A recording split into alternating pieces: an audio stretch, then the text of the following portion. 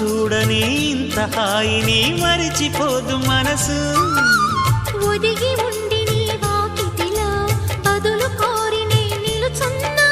దారి తెలియని చీకటిలో వెలుగు చూసి కాదంటానా.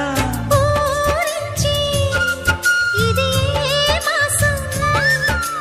ప్రేమించే ప్రతి గుండెను అందెల సందడి చేసే హేమంతం ఇది.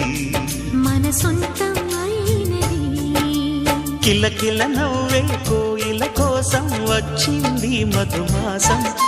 మిలమిల